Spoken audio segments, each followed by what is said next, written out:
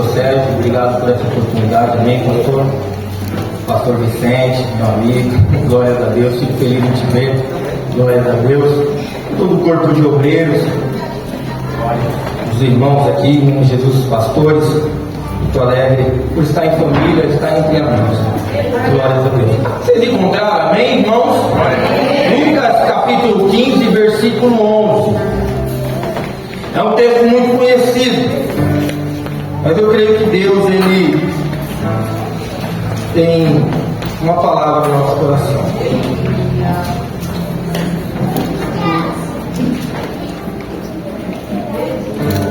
E disse: um certo homem tinha 2 filhos.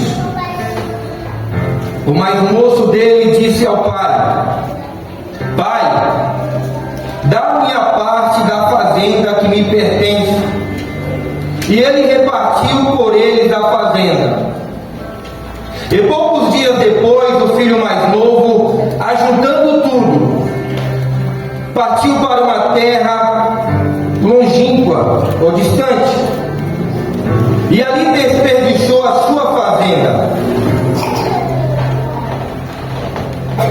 vivendo dissoluçamente. E havendo ele gastado tudo, houve naquela terra uma grande fome, e começou a padecer necessidades.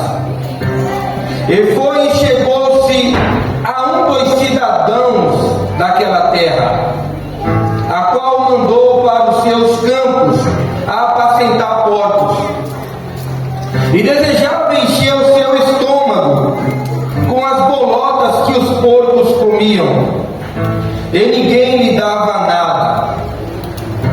E caindo em si disse: quantos trabalhadores de meu pai têm abundância de pão, e eu aqui pereço de fome?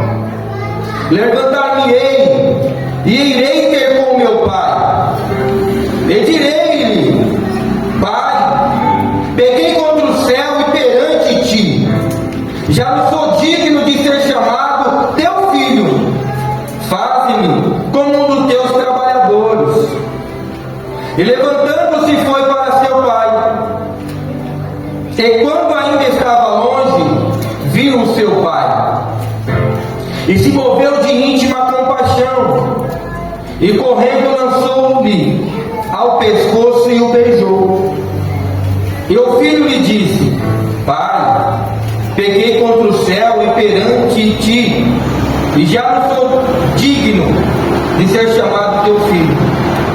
Mas o pai disse aos seus servos: trazei depressa a melhor roupa, e vesti-lo, e pondo-lhe um anel na mão e sandálias nos pés.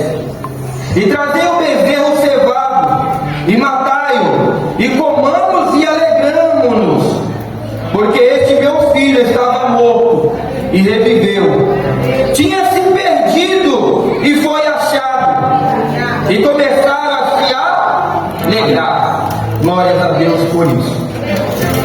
Irmãos, estamos diante de uma parábola a qual Jesus Cristo ele vai contar. São 3 histórias. Note, não tem ponto final. É uma parábola com 3 histórias, 3 personagens diferentes.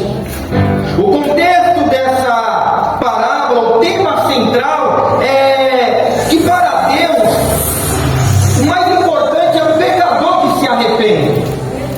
Aqui, se nós formos ler do versículo 1 em diante, Jesus ele está falando, se dirigindo aos fariseus e aos escribas. Também ele está se dirigindo a publicanos e pecadores. Então Jesus está falando com essa classe, com esse grupo de pessoas. E note, se nós lermos a parábola, todo o versículo, é um achado e perdido. É perdido e achado. Toda a história vai dizer sobre o que se perdeu e o que se achou. O que se achou e o que se perdeu. Note, começa dizendo sobre uma ovelha. Eu não vou falar sobre ovelha, é só sobre o filho, é muito conhecido. Quero ser muito simples e objetivo. De um pastor que tinha 100 ovelhas.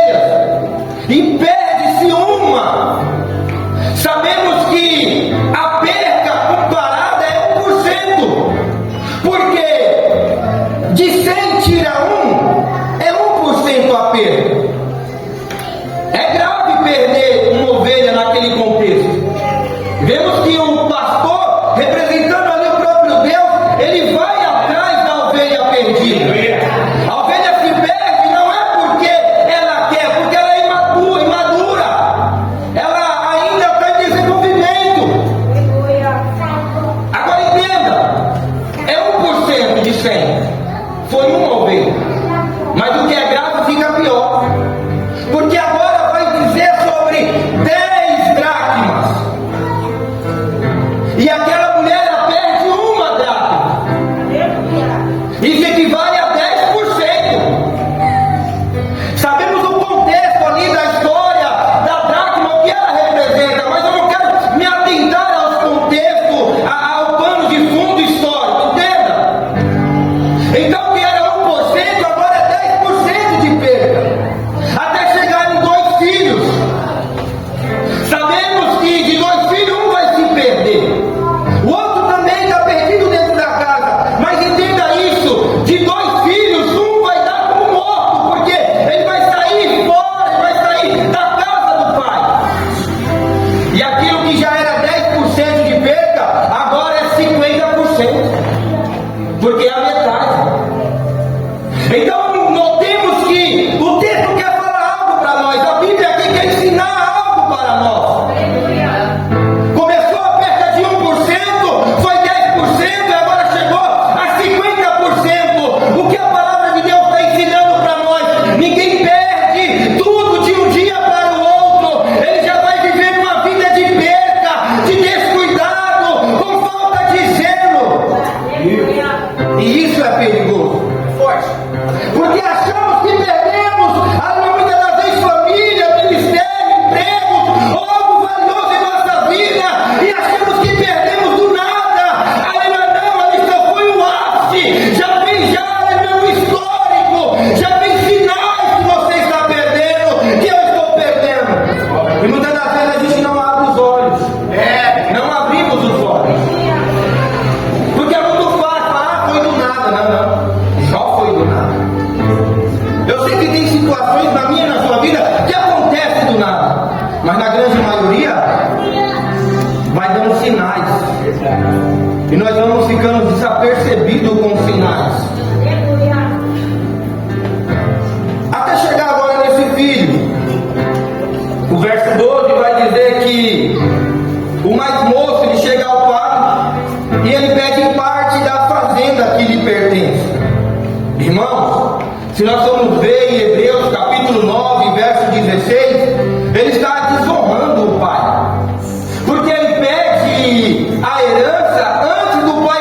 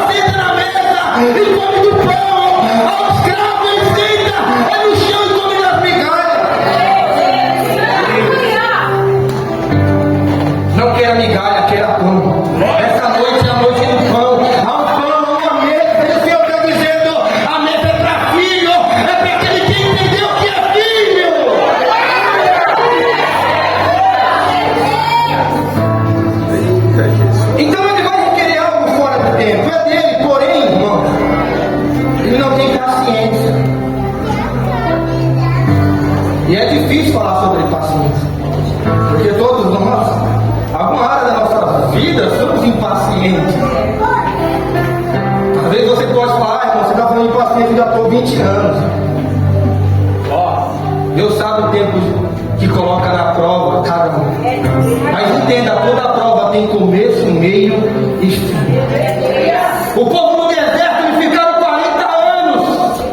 Por mais que uma geração foi rebelde, mas lembra do maná? O Senhor mandou um maná para aquele povo e eles estavam murmurando. Mas enquanto houve deserto, ai meu Deus, também proveu o maná. Eu não sei quanto tempo você está ainda no deserto, na provação, mas ei, sempre haverá maná para mim, para você. Sempre haverá uma porção da parte de Deus. E aqui, irmão, voltando, ele é moço e vai, pede a herança e ele vai embora. O pai dá a herança, porque o pai não é ruim. E aí o texto vai dizer que quando ele pega a sua herança, ao verso 13, e poucos dias depois, ele recebe do pai. Mas agora vai revelar o coração do filho, porque aquilo que ele recebeu poucos dias depois, ele vai, hein? Bora. Será que algumas vezes nós não fizemos isso dentro da casa do Senhor?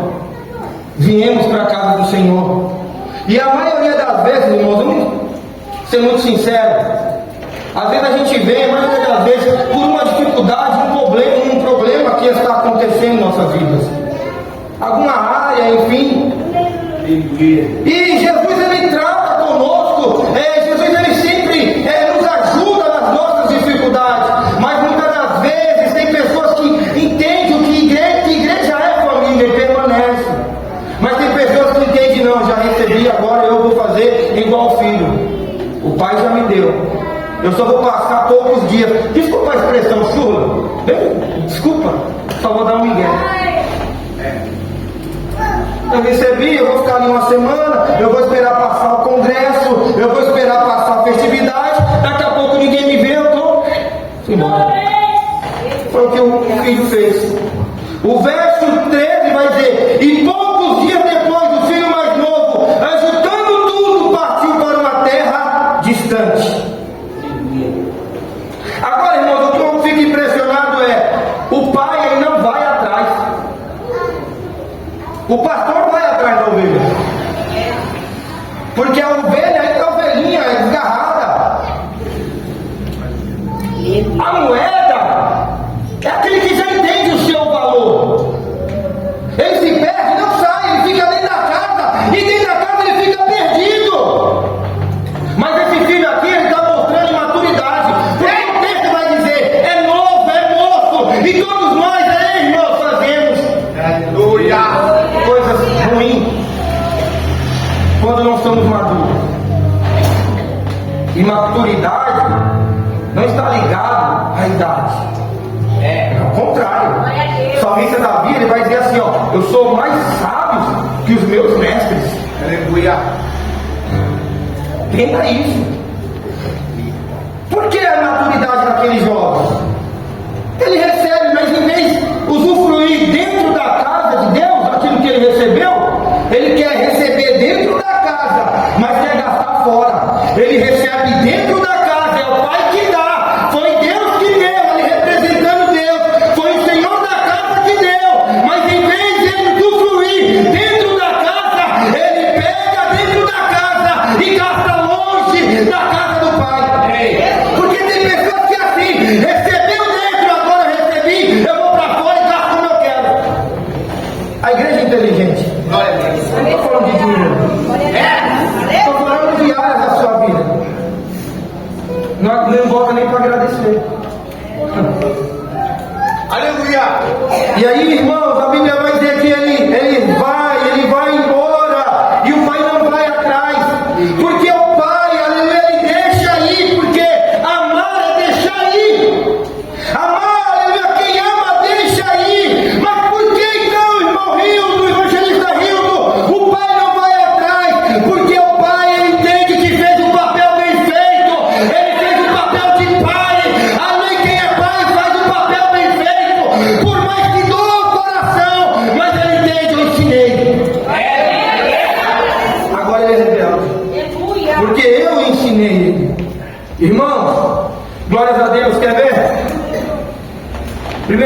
13, por favor. Versículo 11. Aleluia. Glória a Deus. Aleluia. Aleluia. Lembra-se, o jovem ele é o quê? Ele é menino, moço. Olha o que a Bíblia vai dizer, nos diz. Ó Paulo para a igreja de Corinto. Quando eu era menino, o que eu fazia? Falava como menino. Falava como? Menino. Sentia como menino. Discorria como menino. Mas logo que cheguei a ser homem. Aí não está dizendo sobre gênero. Está dizendo sobre postura. Acabei com as coisas de... Vamos lá, igreja, em nome de Jesus. Acabei com as coisas de... Menino ou menina, né? Será que tem muito menino dentro da igreja? Eu não sei se eu volto mais aqui, mas eu vou falar aquilo que Deus, aleluia, aquilo que o Senhor falou no meu coração. Paulo, eu gosto muito de Paulo porque ele vai dizer: ei, irmãos, quando eu era menino eu fazia coisa de menino, mas chega de ser menino, vamos crescer, vamos virar homem, vamos virar mulher, vamos ter postura, vamos desenvolver na casa do Senhor. A pergunta é bem simples: menino é paciente? Criança é paciente? Sim ou não? Sim ou não? Aleluia. Vai pegando aí. Criança tem ciúme, sim ou não? Sim ou não, igreja? Olha o que Paulo está dizendo, irmão. Será que criança é inconveniente? Será que criança procura os seus próprios interesses? Será que criança, quando está irritada, quer irritar os outros?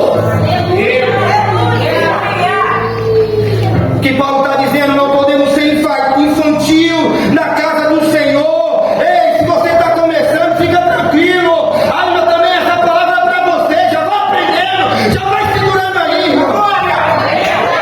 Porque o Senhor fala com quem está na casa. Então Paulo está dizendo, não podemos ser infantil dentro da casa do Senhor. E aí Paulo vai mais além, ó, a obra de Deus não é para meninos e nem para meninas, mas para adultos. Aleluia! Espiritualmente falando. Eu sei que nós falamos assim, ó, eu só quero falar a verdade. Mas muitas das vezes a gente quer falar a verdade, mas ouvir a verdade é mais... né, pastor? Falar a verdade é muito bom, mas ouvir a verdade é bom também, mas só que o negócio é estreito. Deus está dizendo: o menino faz birra, menino faz charme, menino quer reconhecimento, quer do jeito dele, menino fica de mal. Ei, entenda isso em nome de Jesus. O reino de Deus ele comporta todos, mas o Senhor está dizendo: ei, aleluia, eu te chamei para o particular, para a obra do Senhor, e a obra de Deus não é para menino, é para adulto, é para aquele que entendeu a responsabilidade.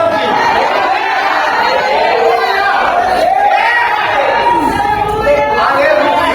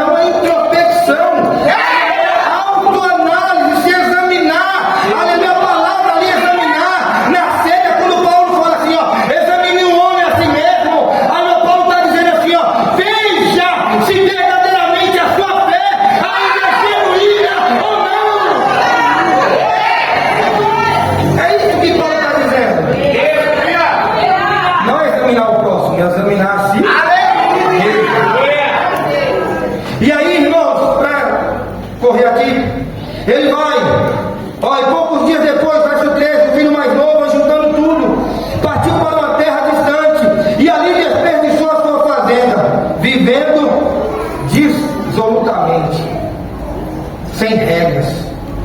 Ele vai para longe, gasta tudo. Ele vai revelar que ele é um mau administrador, porque ele gasta tudo.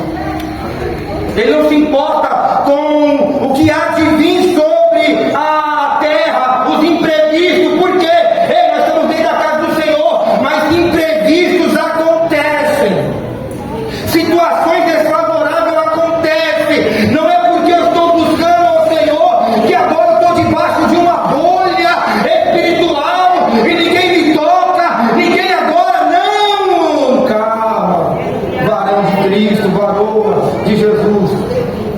O Evangelho não é isso, irmão. Eu sei que é pregado o Evangelho triunfalista, mas eu conheço o pastor dessa casa e eu sei dos ministros aqui que tem compromisso com a verdade. Ele vai embora, ele gasta tudo. Aleluia, ele queria liberdade, mas na verdade não era uma liberdade que ele queria, era uma libertinagem. Na casa do Pai não podia viver uma libertinagem. Tem muita gente, aleluia, que não aguenta ser tratada e fala: eu quero liberdade. Ei, a Bíblia fala onde há Espírito Santo, aí a liberdade. Dentro da casa do Senhor, a liberdade, irmão. Mas a liberdade do quê? Aquela que te liberta do pecado. Não é aquela liberdade que eu faço que eu quero dentro da casa. Aonde é o Espírito, aí a liberdade. Eu sei que pegamos esse texto e falamos: você tem liberdade para adorar, para exaltar. Eu sei que você tem, mas calma aí. Hoje em dia a gente vê na internet aí que tem coisa aí exagerada. Então ele não queria uma liberdade, ele queria viver uma libertinagem. Longe do Pai, ele vive uma vida sem disciplina, sem direção. Longe do Pai, ele vive uma vida sem prestar contas. É bem atual isso, sim ou não? Será que é o retrato da nossa geração atual? Será que não é o nosso retrato? Porque eu me incluo também na mensagem. Aquele homem, aquele jovem colocou a culpa em todo mundo, mas só que ele vai para longe. E aí a Bíblia vai dizer que acontece o que naquela cidade? Uma grande fome vem sobre aquela cidade, aquele país, enfim, porque imprevisto acontece. E ele começa a padecer necessidades. Irmãos, nós vamos fazer igual Noemi e Elimeleque. A Bíblia vai dizer, Ruth capítulo 1, não precisa colocar, que eles moravam na casa do pão, em Belém de Judá, ó, Belém de Judá, Belém, casa do pão, Judá, casa do louvor, louvor, adoração. Mas só que na casa do pão faltou pão. E aí, irmãos, é no tempo dos juízes. Há quem diga, historiadores, que ali era o tempo de Gideão. Alguns afirmam, não estou afirmando, que a fome veio naquela cidade. Irmãos, na casa do pão faltou pão. É meio estranho, sim ou não? Contraditório. Mas tem muitas igrejas que a casa do pão está faltando pão. O texto diz que ali Elimeleque, porque ele é o cabeça. E aí Elimeleque vai tomar uma atitude, o marido de Noemi, porque havia uma fome, havia uma prova. Porém o texto diz que aquela prova foi temporária, foram 10 anos, mas só que Deus visitou novamente Belém de Judá. Lembra que eu falei que toda prova tem começo, meio e fim, mas só que ele tomou uma atitude precipitada, e o texto diz que eles foram para Moabe, foram para longe, por causa de uma prova. Eu nunca passei fome, mas quem passou fome, se tiver alguém, sabe que é difícil, mas privações todos nós passamos. Mas a pergunta é para você, para mim mesmo. Por causa da prova, da luta, vamos sair da casa do pão? Vamos pegar o que é direito e ir para a terra distante? O que o texto está dizendo é melhor passar prova, privações, mas estar junto com o Pai, na casa dele, do que ir para uma terra distante.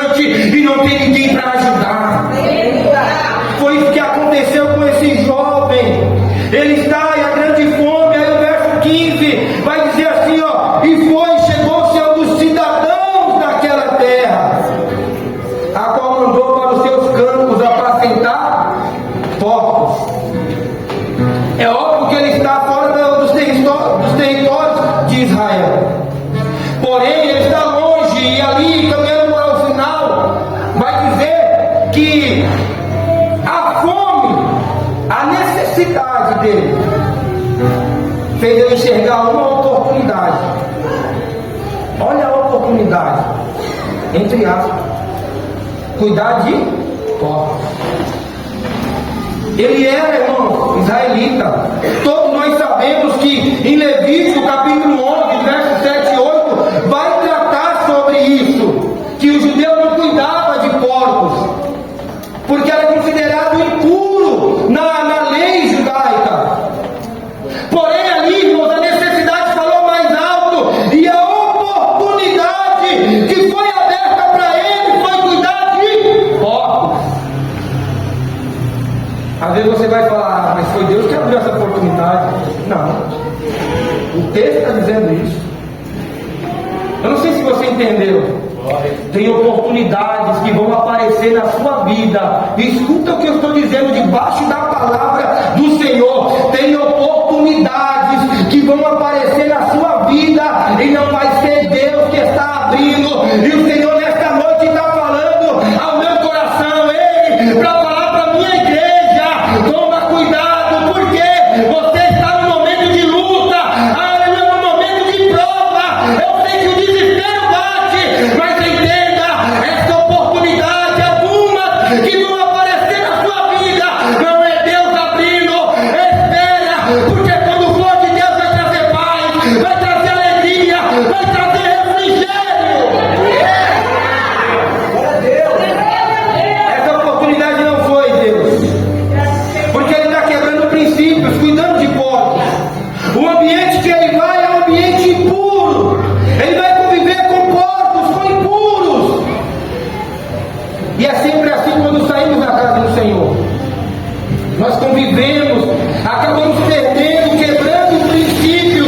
E o texto vai dizer aqui, irmãos, que ele desejava, ele não comeu, mas ele desejava se alimentar de comida de porcos. Olha a mente daquele jovem, como que a mente já estava impura, porque o pecado é assim, ele vai nos endurecendo, ao ponto de nós perdermos princípios e valores. Sabe o que o Senhor está dizendo para mim e para você, para nós nessa noite? Passa o que passar, mas ele não volte ao chiqueiro, não volte ao lugar daquilo da onde Deus te tirou. Permaneça na casa do Pai. Ele passe a prova que passar, mas não volte para o lugar da onde o Senhor te tirou.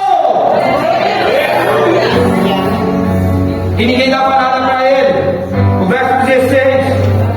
Porém, no verso 17 vai dizer que ele cai em si.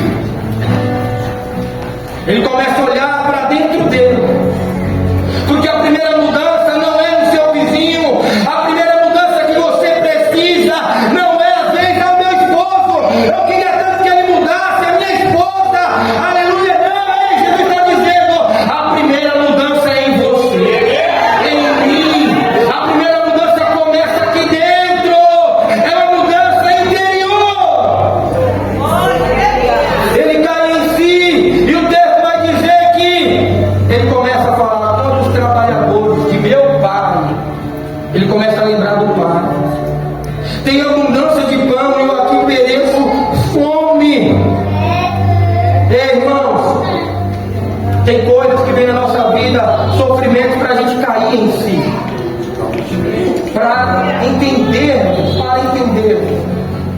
E aí o texto continua dizendo assim, ó: levantar-me-ei e irei ter com meu pai, e direi: Pai, pequei contra o céu e perante ti, já não sou digno de ser chamado teu filho. Faz-me como um dos teus trabalhadores. Ei, irmão, o que eu admiro nesse jovem, porque ele foi até o fundo do poço, porém eu vejo que ele não se vitimiza, ele não culpa alguém pelo seu erro, ele não coloca desculpas, ele entende que foi ele, pela sua imaturidade. E não há problema nenhum, às vezes falhamos por inconsequências,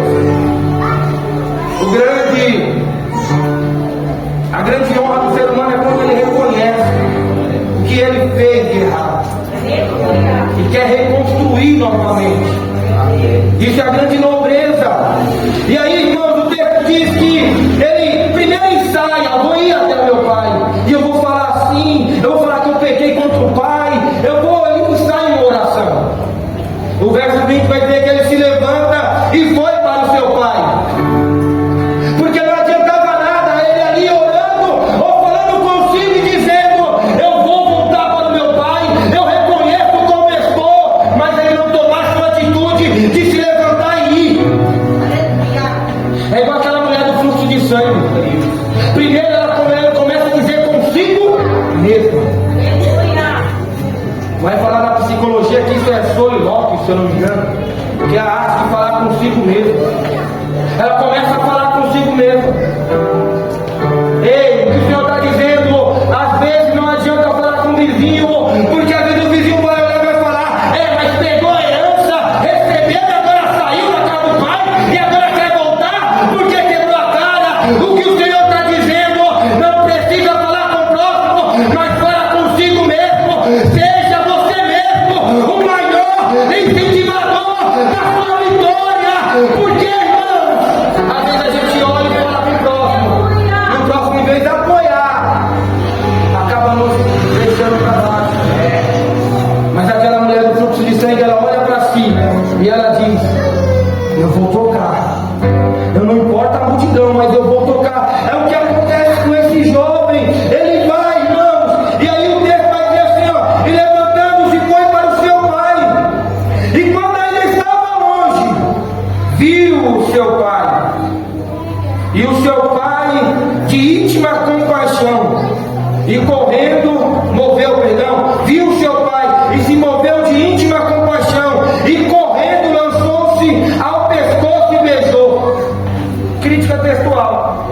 Eu sei que nós, às vezes lendo apressadamente, tem uma ideia que foi o filho correndo, não é isso? Mas é o contrário, né? É o pai que corre atrás do filho. Então quer dizer, ele está lá, permita, ele está ali. Eu vou atrás do meu pai, eu pequei, eu não sou mais digno. Eu vou chegar lá, eu vou abraçar, eu vou chegar lá às vezes me humilhando de joelhos. Eu não sei o que ele pensou ali, mas ele ensaiou um recomeço, ele ensaiou um arrependimento.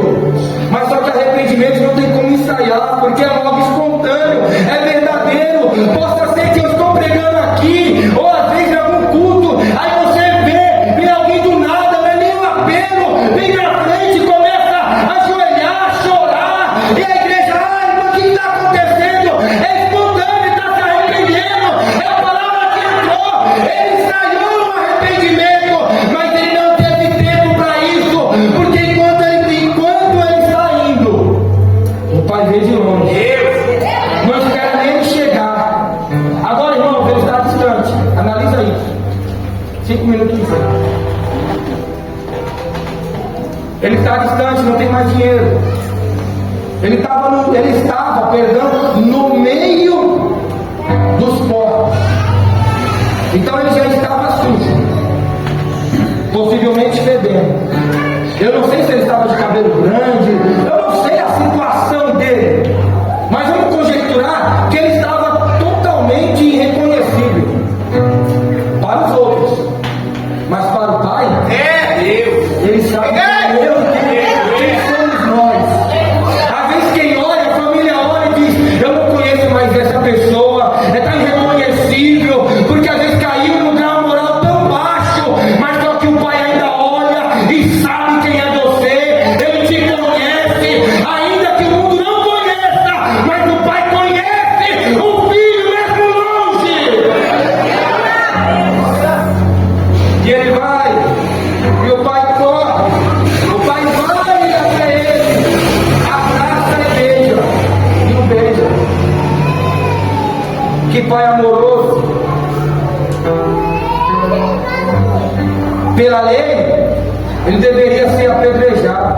Mas eu vou falar do filho mais novo, mais velho vai deixar por outro dia.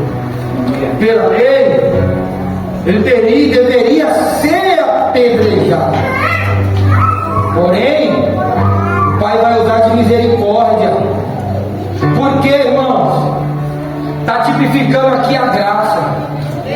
O que Jesus está nos ensinando nessa noite de ceia? Não queira apedrejar a quem o pai decidiu abraçar. Não adianta apedrejar quem o pai decidiu abraçar, mesmo fedendo, cheirando mal, mesmo, aleluia, sujo. Eu não sei a situação, mas nesta noite o pai decide te abraçar. A graça decide nos abraçar nessa noite.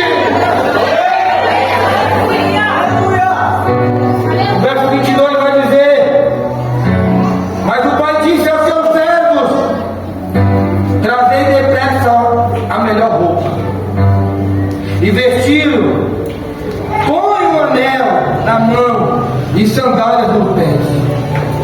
Todos nós sabemos que roupa, anel e sandálias geralmente são sobre medidas. Geralmente. Porém, são de usos pessoais. Eu não sei quanto tempo aquele jovem estava fora do seu convívio, mas o texto é tão impressionante que a roupa ainda cabia, o anel ainda cabia, a sandália ainda servia.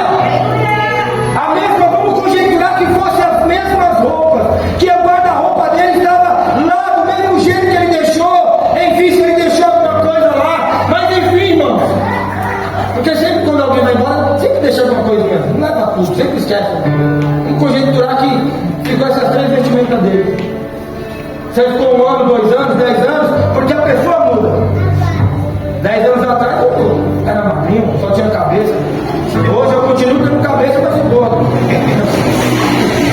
Entenda?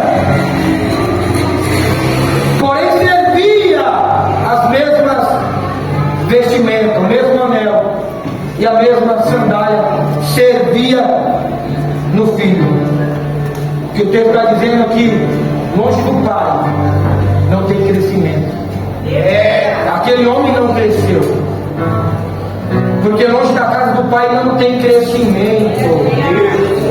E é isso que nós temos que entender, irmãos. E aí, esse pai representando Jesus Cristo, o nosso Deus, que nos abraça, vai dizer assim: aquele pai, trazei um bezerro cevado e matai, e comamos e alegremos. Aleluia. O que o Senhor está dizendo que hoje é noite de comunhão. Hoje é noite de restaurarmos a comunhão com Deus. Eu sei que a ceia vai ser ministrada, mas entenda, às vezes você pode ser esse filho pródigo. Eu não sei a situação que você se encontra. Eu não sei o momento que você se encontra. Mas a graça do Senhor nesta noite para te abraçar. E há irmãos em Cristo Jesus nesta noite para não apedrejar, mas para olhar e festejar contigo. Porque hoje a representação do corpo de Cristo, que foi morto por mim e por você, o foi cevado, que foi aleluia morto, representando Jesus na cruz do Calvário. Eu sei que a religiosidade é a forma hipócrita, mas a graça ela abraça pecadores arrependidos que entendem o que é Evangelho. E acordarmos as 3 vezes que esse homem, a todas as vezes, eu encerro minha fala, todas as vezes que esse jovem, quando ele cai em si, ele volta, querendo voltar para a casa do pai, ele faz menção do pai, não da casa. Deus. Estou encerrando. Vou explicar, eu estou encerrando. Verso 17, vai dizer assim, ó. E caindo em si, coloca aí, mano, verso 17, rapidinho. Ó. E caindo em si, disse: quantos trabalhadores de meu? Vamos lá, igreja, de meu?